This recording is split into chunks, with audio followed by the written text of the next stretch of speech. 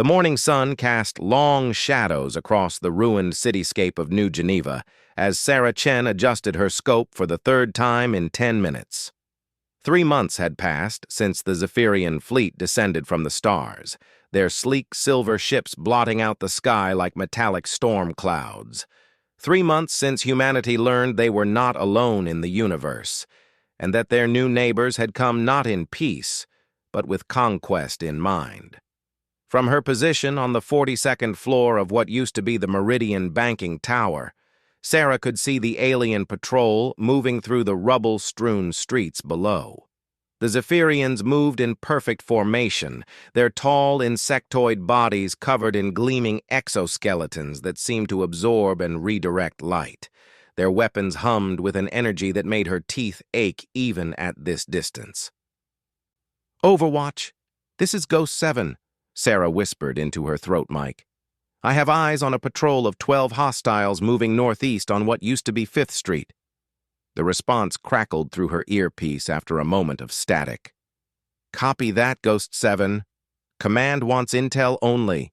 Do not engage unless absolutely necessary." Sarah bit back her frustration.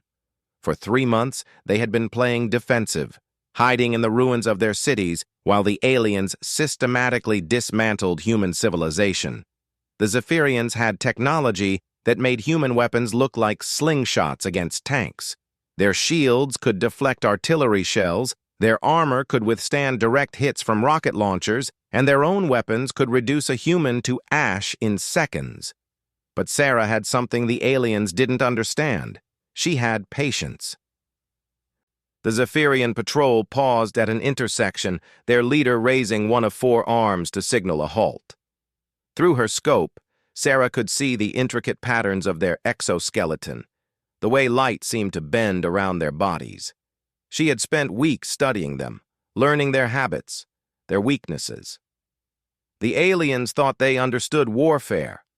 They had conquered 17 other worlds before Earth, each one falling within days of first contact. Their strategy was overwhelming force, advanced technology, and the assumption that any species they encountered would be either primitive or would surrender quickly when faced with superior firepower. They hadn't counted on humans being stubborn. Sarah's earpiece crackled again. "Ghost 7, we're getting reports of civilian movement in your sector. A group of survivors is trying to reach the underground shelter network. They're going to cross right into that patrol's path." Sarah's blood ran cold. She shifted her scope and saw them, a small group of people emerging from the ruins of a collapsed apartment building, an elderly man supporting a limping woman, 2 young children clutching stuffed animals, a teenager carrying what looked like a baby. They were moving carefully but desperately, unaware of the alien patrol just 3 blocks away. "Command, civilians are about to walk into a kill zone," Sarah reported, her voice tight with control. "Negative, Ghost 7. You are to maintain position. We cannot risk exposing our sniper positions for—" Sarah switched off her comm unit. She had been a competitive shooter before the invasion, then military, then police SWAT. She knew the weight of a rifle in her hands the way a pianist knew keys. But more than that, she understood something the Zephyrians had failed to grasp about humans. Sometimes the mission wasn't about following orders. The alien patrol had detected the civilians now. Their leader was gesturing, and Sarah could see the telltale blue glow of their weapons charging up. At this range, with their technology, it would be a massacre. Sarah took a deep breath and settled into her shooting position. Her rifle was nothing special by pre-invasion standards, a modified Barrett M82A1 that had been her grandfather's before he passed. The Zephyrians' personal shields could stop most human weapons, but Sarah had learned something in her weeks of observation. The shields had a recharge cycle. The patrol leader raised its weapon, aiming at the fleeing civilians. Sarah watched through her scope as the blue energy built up, the alien's shield shimmering around its body like heat distortion. She had exactly 3 seconds between when a Zephyrian fired their weapon and when their shield reached full strength again. The alien fired. Sarah's bullet left the barrel at the exact moment the blast of blue energy shot toward the civilian family. Her round traveled across 800 meters of urban wasteland in less than a second, striking the patrol leader precisely where its neck met its shoulder, right through a gap in its exoskeleton that she had memorized from hours of observation. The alien dropped. The rest of the patrol spun around, searching for the threat. Their weapons swept the skyline, but Sarah was already moving to her secondary position 30 feet away. She had learned that Zephyrians thought in terms of overwhelming technology and brute force. They expected their enemies to stand and fight, to meet superior firepower with desperate charges or defensive positions. They didn't expect ghosts. Sarah's second shot took down another alien as it tried to coordinate with its ship for orbital support. Her third shot shattered the communication device one of them was holding. By the time the patrol realized they were being picked off by a single human sniper, half their number was down. The remaining aliens did something Sarah had never seen before. They retreated. She watched through her scope as the surviving Zephyrians pulled back, dragging their wounded with them. For creatures that had conquered 17 worlds through overwhelming force, they seemed genuinely confused by the concept of a single enemy who could strike from distance and disappear. Sarah's comm unit crackled back to life. "Ghost 7, what is your status? We're reading massive energy signatures from your position." "This is Ghost 7, Sarah replied, settling back into her primary position. "Civilian package secured. No casualties on our side." "Ghost 7, did you engage the hostile patrol?" Sarah watched as the rescued family disappeared into the tunnel entrance that led to the underground shelter network. The elderly man looked back once, scanning the ruined skyline as if he somehow knew someone had been watching over them. "Negative, Command," Sarah lied smoothly. "Patrol moved on. Must have been a sensor malfunction." But even as she said it, Sarah knew something had changed. She had seen something in the aliens' retreat that hadn't been there before. Caution. Perhaps even fear. The Zephyrians were learning that humans were different from their previous conquests. They were beginning to understand that overwhelming technology meant nothing against an enemy who refused to fight fair. As the sun set over the ruins of New Geneva, Sarah cleaned her rifle and prepared for another long night of watching and waiting. In the distance, she could see more Zephyrian patrols moving through the city, but they were different now, more careful, more aware. The aliens had spent 3 months thinking they understood warfare, that superior technology guaranteed victory. They had assumed that any resistance would be desperate, disorganized, and easily crushed. They were about to learn that they had never faced an enemy like humanity before. An enemy that could turn patience into a weapon, precision into terror, and individual skill into a force that could change the course of entire battles. Sarah smiled grimly as she settled in for the night watch. The Zephyrians thought they were hunting the last desperate remnants of human resistance. They had no idea they were the ones being hunted. In the command center buried deep beneath the city, General Morrison studied the tactical display with growing interest. Over the past week, they had received similar reports from sniper teams across the globe. Zephyrian patrols that had been moving with absolute confidence were now advancing more slowly, more carefully. Some had even turned back from missions without clear cause. "Sir," his aide approached with a tablet full of reports.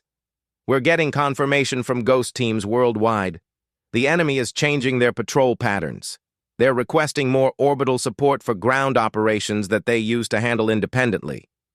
Morrison nodded slowly. He had been a military strategist for 30 years, and he recognized the signs of an enemy who was beginning to doubt their own invincibility. "What's the status on our sniper programs?" "Every major resistance cell now has at least one designated marksman. We're sharing intel on Zephyrian weak points, shield recharge cycles, and behavioral patterns. The volunteers are—" The aide paused, searching for the right words. "They're highly motivated, sir." Morrison understood. In the early days of the invasion, humanity had tried to fight the aliens conventionally. Tank battles, fighter jets, massive ground operations, all had failed against superior Zephyrian technology. But individual humans with rifles, patience, and nothing left to lose, that was something the aliens hadn't prepared for.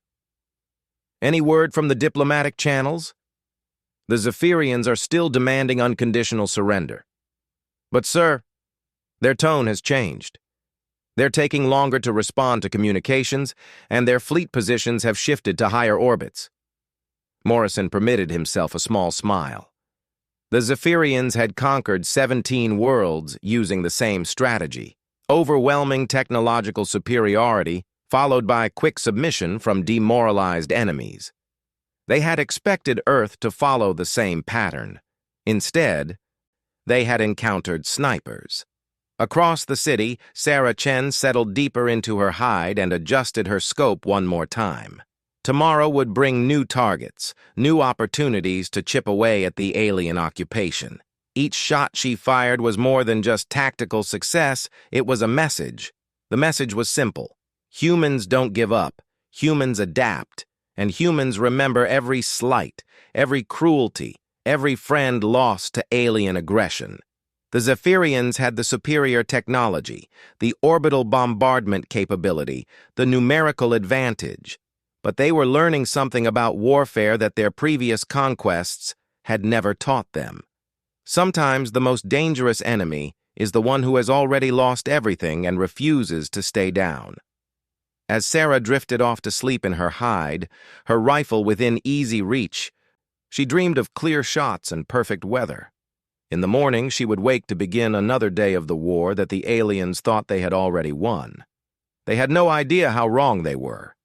Commander Zethar clicked his mandibles in frustration as he studied the holographic display showing Sector 7's patrol losses. In the 3 weeks since the first inexplicable casualties, his ground forces had lost 43 soldiers to an enemy they couldn't see, couldn't predict, and couldn't counter. "Report," he commanded his tactical officer, a young Zephyrian named Kreltos, who had been eager for combat experience when they first arrived at this backwater planet. "Sir, Patrol Unit Gamma 7 reported contact with resistance forces at 0800 local time. They were providing security for our mineral extraction team when—" Kreltos paused, his voice carrying the uncertainty that had become common among his staff. "When what, officer?" "When Senior Sergeant Vexthon's shield failed during routine operations. He was killed instantly by what appears to be a kinetic projectile from an unknown distance." Zethar felt his exoskeleton tighten with anger. This was the same story he had heard 43 times before. Experienced soldiers, veterans of multiple campaigns, dying to primitive chemical propellant weapons fired by invisible enemies. "And the extraction team?" "They aborted the mission and returned to base. This is the 7th mining operation we've had to cancel this week." Zethar turned away from the display. When the Conquest fleet had first arrived at this unremarkable planet in what the inhabitants called the Sol system, the tactical computers had predicted total victory within 72 hours. The humans had no energy shields, no plasma weaponry, no faster-than-light communication. Their most advanced military vehicles were primitive combustion engine machines that would be helpless against Zephyrian hover technology. Yet here they were, nearly 4 months later, and the conquest was stalling. "Sir," Kreltos continued hesitantly, "there's more. Our intelligence division has intercepted human communications that suggest these snipers are coordinating across multiple continents. They're sharing information about our shield recharge cycles, patrol patterns, and weak points in our exoskeletons. That's impossible. Our communication scramblers prevent any organized resistance." "Sir, they're not using electronic communications. They're using runners, coded messages left in debris, even trained animals to carry information. It's primitive but effective." Zethar had conquered 6 worlds personally, witnessed the fall of civilizations that had fought with energy weapons and force fields. All of them had surrendered when faced with Zephyrian technological superiority. The concept of an enemy that would adapt to his advantages rather than be overwhelmed by them was foreign to everything he understood about warfare. A soft chime indicated an incoming priority transmission. The holographic form of Fleet Admiral Mordeth appeared, his scarred exoskeleton indicating decades of successful conquests. Commander Zethar, explain to me why a single planet of primitives is requiring more resources than our previous 3 campaigns combined. Admiral, the humans are employing irregular tactics that our combat doctrine doesn't account for. They avoid direct confrontation and use individual soldiers with long-range weapons to...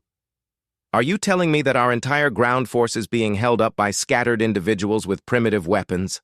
Zethar felt his career prospects evaporating. Sir, these aren't random attacks. The humans have developed specific techniques to exploit the brief window when our personal shields recharge. They've mapped our patrol routes, identified the range limitations of our sensors. And they're using the ruins of their own cities as cover for coordinated attacks. Admiral Mordeth's image flickered slightly as the transmission adjusted for orbital distance. Commander, I have the High Command asking why this backwater planet is taking longer to subdue than the technologically advanced Kepler Coalition. Do you have a solution, or do I need to find a new ground commander? Sir, I request permission to implement Protocol 7, full orbital bombardment of all major population centers. If we eliminate the urban environments they're using for cover, denied. This planet has been designated for resource extraction and colonization. The High Command wants the infrastructure intact. Mordeth's tone carried the weight of absolute authority. Find another way, Commander. You have 1 week. The transmission ended, leaving Zethar alone with his increasingly ineffective tactical display. 3,000 miles away, Master Sergeant James Rodriguez crouched in the twisted remains of what used to be Chicago's subway system. The tunnels provided perfect concealment for movement between firing positions, and the abandoned train cars offered excellent cover for equipment caches. Tango 7, this is Ghost Command, came the voice through his earpiece. We have confirmation on the shield recharge data from Seoul. 2.3 seconds is universal across all their personal equipment. Rodriguez smiled grimly. In the old world, he had been an instructor at the Army's sniper school. Now he was running what amounted to a graduate-level course in alien hunting, teaching skills to volunteers who had never held a rifle before the invasion. Copy that, Command. Any word from the European teams? Affirmative. London reports that Zeph patrols are now requiring minimum squad size of 8 soldiers, up from their previous 4-soldier teams. Berlin confirms that mineral extraction operations are down 60% due to security concerns. Rodriguez felt a surge of professional satisfaction. In conventional warfare, a sniper's job was to eliminate high-value targets and disrupt enemy operations. Against the Zephyrians, every single alien was a high-value target, and every mission they abandoned was a victory for humanity. Ghost Command, I'm in position for today's lesson plan. Is the class ready? Students are in position, Ghost 7. Weather conditions are optimal. Rodriguez settled into his hide, overlooking a Zephyrian supply depot. Today's class consisted of 12 volunteers positioned at various distances around the facility. Former hunters, police officers, military veterans, and even a few civilians who had shown aptitude with long-range shooting were all part of the growing network of human snipers. The lesson plan was simple. Demonstrate how coordinated precision fire could shut down alien operations without the enemy ever seeing their attackers. Through his scope, Rodriguez could see the alien supply trucks moving in their usual pattern. The Zephyrians had adapted to sniper attacks by increasing patrol sizes and changing routes regularly, but they hadn't yet understood the fundamental problem they faced. Humans were creative. All students, this is Instructor, Rodriguez whispered into his throat mic. Remember your target assignments. We fire in sequence, not simultaneously. The goal is to create confusion and force them to spread their defensive efforts. Rodriguez's first shot took out the driver of the lead supply vehicle. The truck veered off the road and crashed into a concrete barrier.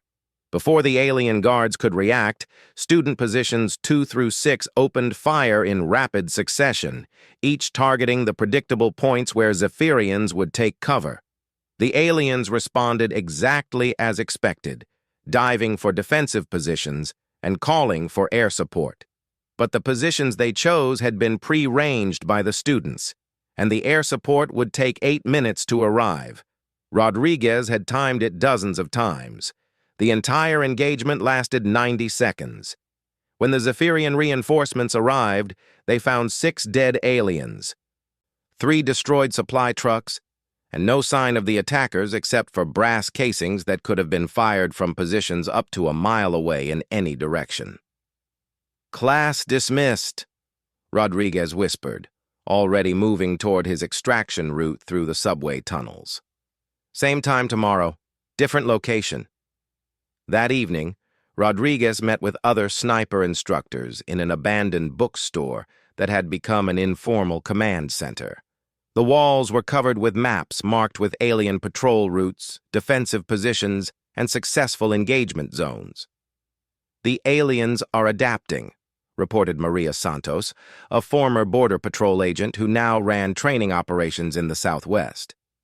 "They're using more drones, changing patrol times randomly, and some units are requesting orbital surveillance before entering urban areas." "Good," replied Chen Wei, a competitive shooter who had become one of their most effective trainers.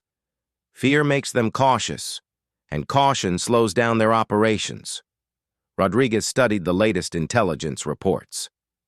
"Command estimates that we've reduced alien ground operations by 40% over the past month, but they're going to escalate eventually." "Let them," said Santos. "Every escalation they try makes them look weaker to their own forces. 4 months ago, they thought humans were primitives who would surrender after a show of force. Now they need orbital support to change a tire." Rodriguez laughed, but he knew the situation was more complex than simple harassment tactics. The Zephyrians had overwhelming technological advantages, and patience wasn't unlimited on either side. "We need to think bigger," he said finally. "Individual sniper operations are effective, but we need to coordinate across continents. What if we could time simultaneous strikes against their major installations worldwide?" Chen Wei pulled up a tablet showing global communication networks. "The resistance cells are already sharing information, but coordinating precise timing without electronic communication is nearly impossible." "Not impossible," Rodriguez said thoughtfully. "Difficult, but not impossible." Over the next week, a new message began spreading through the human resistance networks. Carried by runners, coded in graffiti, passed along by radio operators who changed frequencies every few minutes. The message was simple. Global Strike Day was coming. Commander Zethar stood in his command center watching the tactical display with growing alarm. Intelligence reports from every continent showed the same pattern. Human sniper activity was decreasing in frequency, but increasing in coordination. Where once the attacks had been random and opportunistic, now they seemed to be following some kind of schedule he couldn't decipher. "Sir," Kreltos approached with another status report. "Fleet Admiral Mordeth is requesting an immediate update on planetary pacification progress." Zethar looked at the display showing 47 red zones where sniper activity had made normal operations impossible, 16 major installations operating under constant threat condition, and a ground force that now refused to conduct patrols with fewer than 12 soldiers. "Tell the Admiral," Zethar said slowly, "that we may need to revise our initial assessment of human military capabilities." "Sir?" "These aren't primitive savages with chemical projectile weapons, Kreltos. This is an entire species that views warfare as a problem to be solved rather than a contest to be won through superior force." As if to punctuate his words, An alarm began sounding throughout the command center. Another patrol had come under attack, this time at the fuel depot near what the humans called Detroit. Zethar watched the tactical display update with the same information he had seen dozens of times before. Mysterious attackers, precision strikes, no enemy casualties, successful extraction before reinforcements could arrive. But this time, something was different. Similar attacks were being reported from installations across the planet, all at exactly the same time. For the first time since the invasion began, Commander Zethar felt something he had never experienced in his military career. He felt like he was losing. "Kreltos," he said quietly, "prepare a report for Fleet Command. Request immediate strategic consultation regarding irregular warfare protocols." "Sir, we don't have irregular warfare protocols." Zethar stared at the tactical display as more red icons appeared across the global map. "Then we're going to need to develop some, quickly." In tunnels and ruins across Earth, human snipers cleaned their weapons and prepared for another day of proving that superior technology meant nothing against an enemy who refused to fight fair. The aliens were learning that conquest was easy when your enemies played by the same rules. Humans had thrown out the rulebook entirely. Fleet Admiral Mordeth stood before the holographic display in the command ship's war room, his scarred exoskeleton reflecting the red warning lights that had become far too familiar over the past month. The planetary conquest that should have been completed in 72 hours was now entering its 6th month, and the High Command was asking questions he couldn't answer. "Report," he commanded his intelligence officer. "Sir, global sniper activity has increased by 300% in the past 2 weeks. Our ground operations are effectively paralyzed in 18 major population centers. Mineral extraction is down 87%. And we've lost 234 soldiers to invisible attackers." Mordeth felt his mandibles click involuntarily. In 30 years of conquest across the galaxy, he had never encountered resistance that actually grew stronger over time. Every other species had followed predictable patterns: initial desperate resistance, followed by gradual demoralization as Zephyrian technological superiority became apparent, then surrender. "What about the psychological warfare protocols?" "Ineffective, sir. Our broadcasts promising mercy for surrender have actually resulted in increased sniper activity. Intelligence suggests the humans are interpreting our offers as signs of weakness." "That's unprecedented." "Yes, sir. Also, our xenopsychology department has submitted a report you need to see." The intelligence officer activated a secondary display showing behavioral analysis charts. "Sir, most conquered species demonstrate decreasing resistance over time as casualties mount and hope fades. Human resistance networks show the opposite pattern. They become more organized, more effective, and more motivated as the conflict continues." Mordeth studied the charts with growing unease. The data showed something that contradicted everything Zephyrian military doctrine taught about conquest psychology. "They're enjoying this," he said finally. "Sir? Look at these patterns. Increased coordination, tactical innovation, expanding recruitment networks. This isn't desperation, this is adaptation. They're treating our invasion as a learning experience." Before the intelligence officer could respond, an urgent communication request appeared on the display. The image of Commander Zethar materialized, his exoskeleton showing obvious stress damage. "Admiral, we have a problem. The humans have developed a new tactic." "Explain." "They're no longer targeting just our patrols and supply lines. They've identified our command and control vulnerabilities. 3 hours ago, 17 different sniper teams simultaneously engaged our communication relays across 5 continents. We've lost centralized coordination for ground operations." Mordeth felt something cold settle in his thoracic cavity. "How is that possible? Our communication arrays are hardened against orbital bombardment." Sir, they're not attacking the arrays themselves. They're targeting the individual technicians who maintain them. Our communication systems require constant adjustment and calibration. When the maintenance personnel are eliminated, the arrays fail within hours. The Admiral stared at the tactical display, finally understanding what they were truly facing. They've been studying us. Yes, sir. Not just our weapons and shields, but our entire operational structure.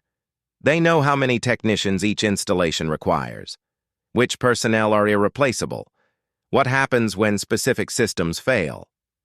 And they've been sharing this information across their entire planet. Admiral, Zethar continued, I need to inform you that morale among ground forces is approaching critical levels. The soldiers are requesting transfers off-planet. They're afraid to leave their bases. Mordeth closed the communication and turned to his intelligence officer. Get me everything we have on human military history. 2 hours later, Mordeth sat alone in his personal quarters, reading reports that should have been analyzed before the invasion began. Human military history was filled with examples of technologically inferior forces defeating superior enemies through adaptation, creativity, and refusal to accept conventional defeat. They called it guerrilla warfare, insurgency, asymmetric conflict. The humans had been perfecting these techniques for thousands of years, fighting each other in conflicts that spanned decades. They had cultural heroes who were celebrated specifically for fighting impossible odds and winning through innovation rather than superior firepower. Computer, connect me to High Command. The holographic form of Supreme Commander Veltar appeared, his ancient exoskeleton decorated with conquest medals from dozens of successful campaigns.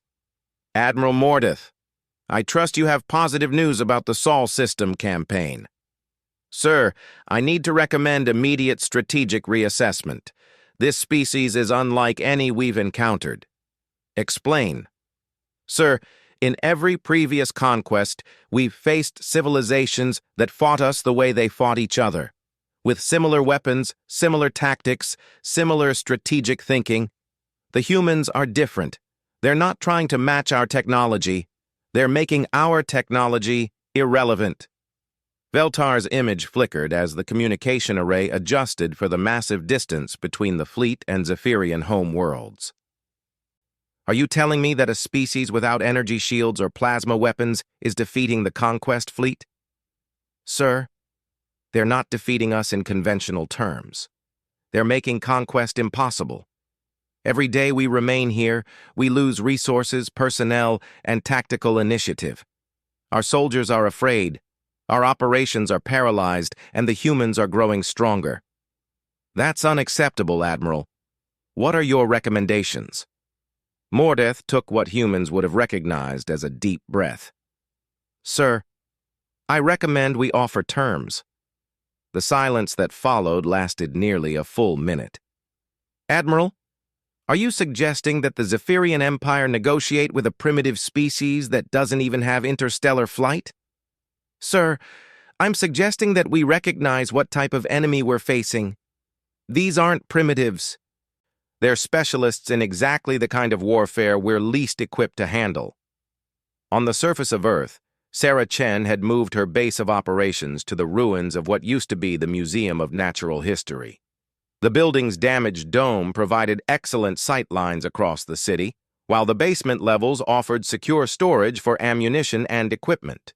She was no longer operating alone. The success of human sniper tactics had led to the formation of coordinated hunter-killer teams that operated across entire cities. Sarah now commanded a network of 47 snipers who could coordinate attacks across a 100-square-mile area. Ghost Commander, this is Overwatch, came the voice through her earpiece. Intercepted alien communications suggest major fleet activity in orbit. They might be preparing for escalation. Copy that, Overwatch. Are we talking orbital bombardment? Negative. Intelligence suggests they're preparing for negotiations. Sarah nearly dropped her rifle. Say again, Overwatch? Fleet movements indicate preparation for diplomatic contact. The aliens want to talk. Sarah looked out over the city where she had spent 6 months turning the hunters into the hunted. In the distance, she could see smoke rising from the latest alien supply depot that her teams had hit that morning. 3 Zephyrian positions were visible from her current location, but none of them had conducted active patrols in over a week. All Ghost units, this is Ghost Commander. Stand by for possible change in mission parameters.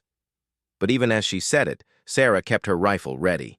In 6 months of fighting, she had learned that the only thing more dangerous than an aggressive alien was a desperate one. 2 days later, the first official communication from the Zephyrian fleet reached human leadership. The message was simple: request for ceasefire and diplomatic contact.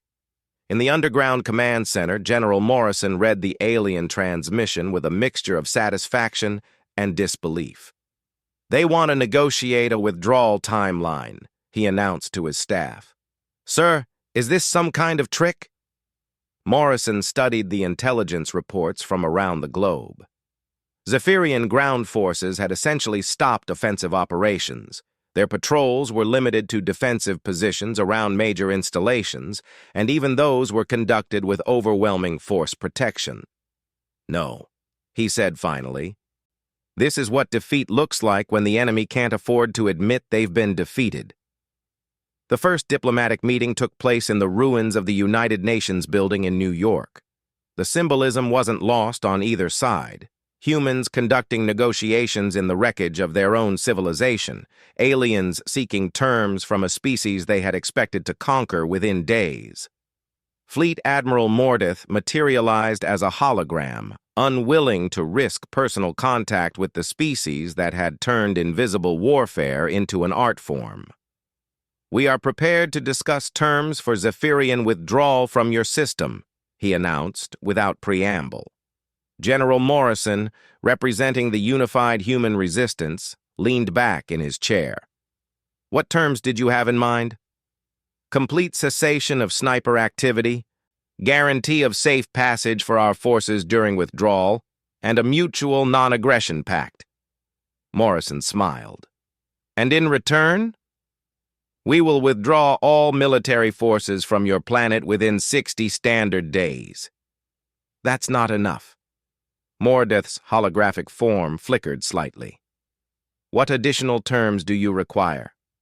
"Reparations for the damage you've caused, technology transfers to help us rebuild, and a formal acknowledgement that Earth is under human protection." "You're hardly in a position to make demands." Morrison gestured toward the window where the ruins of the city stretched to the horizon. "Admiral, your ground forces haven't successfully completed an operation in 3 weeks. Your soldiers are afraid to leave their bases. Your supply lines are cut. Your communications are disrupted, and every day you stay here, you lose more people to enemies you can't even see. We have orbital bombardment capability, which you've been afraid to use because it would prove to the galaxy that the mighty Zephyrian Empire needed to destroy a planet to conquer it. How would that look in your next campaign?" Mordeth was silent for a long moment. "What assurance do we have that other human-controlled worlds won't employ similar tactics?" Morrison's smile widened. "Admiral, what other human-controlled worlds? You came to conquer a single isolated planet of primitives. Now you're negotiating with a species that's proven they can turn your technological advantages into disadvantages. What do you think is going to happen when word of this spreads to other worlds you've conquered?" The negotiation continued for 3 days, but the outcome was never really in doubt. The Zephyrian Empire had built its expansion on the assumption that technological superiority guaranteed victory. They had never encountered an enemy that could make that assumption a liability. The final agreement included complete Zephyrian withdrawal, substantial reparations, technology transfers, and most importantly, a guarantee that Earth would be designated as a protected world by the Zephyrian Empire. 6 months after the last alien transport left Earth's atmosphere, Sarah Chen stood on the observation deck of the rebuilt Museum of Natural History.